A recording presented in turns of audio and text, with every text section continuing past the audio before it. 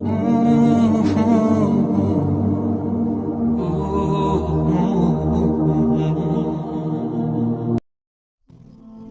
وقت آئے گا جب تم اپنی زندگی میں آنے والے سب غم بھلا دو گے۔ تمہاری زندگی کے سارے غم خوشیوں میں بدل جائیں گے۔ تم تکلیف اور تکلیف دینے والوں کے نام تک بھول جاؤ گے، پر تمہارا رب کبھی نہیں بھولے گا۔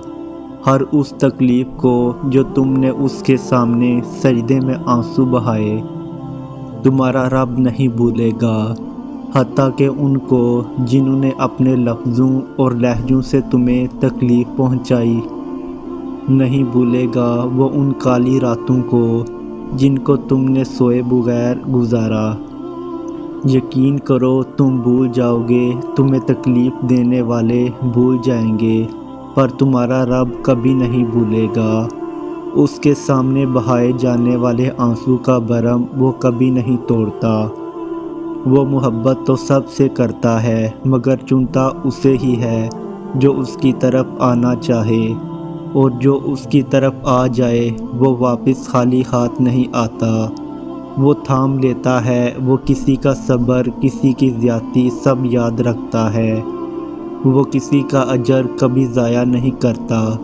وہ بدترین سے گزار کر بہترین عطا کرتا ہے۔ جسے اللہ پاک نے جوڑا ہو اسے کوئی توڑ نہیں سکتا۔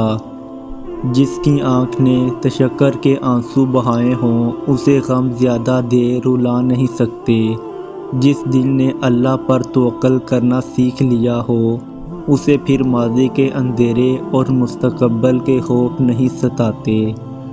جس نے یہ مان لیا ہو اللہ پاک ہی ہنساتے ہیں اور وہی رلاتے ہیں، تو پھر اسے لوگوں کے ظالم اور خود کے مظلوم ہونے کے نفسیاتی مسئلے درپیش نہیں آتے۔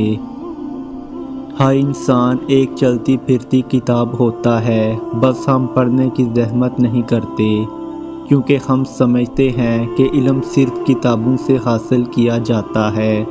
ہلاکت زندگی گزارنے کے اصل اسباق تو ہمیں انسانوں اور ان کے رویوں سے ہی ملتے ہیں، اور بعض سبق تو ایسے ملتے ہیں کہ ساری ڈگریاں دری کی دری رہ جاتی ہیں۔